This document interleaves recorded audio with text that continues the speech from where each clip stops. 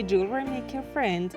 This is Zara, and I'm going to teach you how to make this very beautiful, minimal, and simple wire ring. Of course, for this beaded wire ring, we need some little and tiny beads. Mine are about 1 millimeter width, but you could also use bigger ones.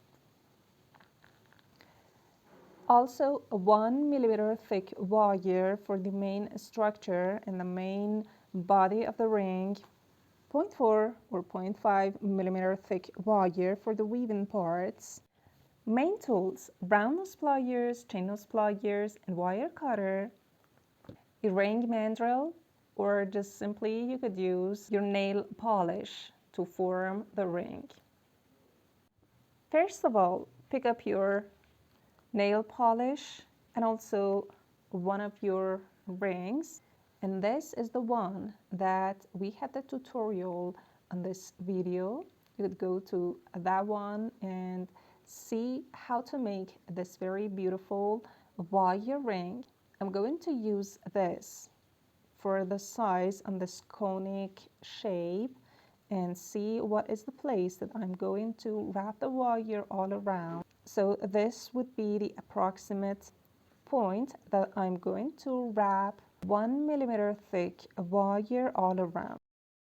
So I'm going to wrap 1 millimeter thick wire at that point, and I'm doing that for one round. Also, you could use the plastic part of your tool to hammer the first part to make it wrapped exactly all around the mandrel. Now this is the time to cut this wire out just in front of the starting point, like this, with the wire cutter. Now we have a shape just like a jump ring. And do you remember how we made the jump rings? If not, go to this tutorial and see how. There is a tip here, and that's to use the jewelry file at the start and ending point of this loop to make it smooth. I had explained how to make jewelry files in previous tutorial. Just go to that video and see how. This is the time to pick up your thinner wire, insert it into the loop, and then make weaving parts.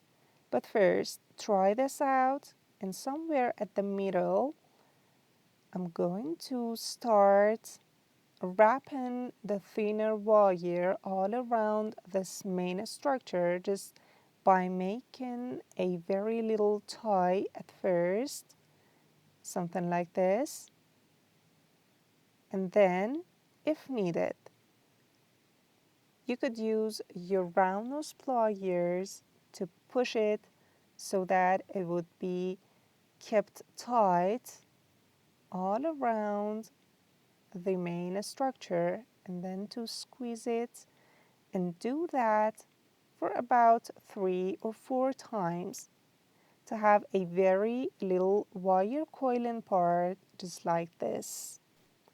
Now I'm going to cut this wire out and about 6 centimeters with the wire cutter. And now I'm going to insert the little tiny beads one after the other into this thinner wire. And I'm going to repeat this for about 9 beads.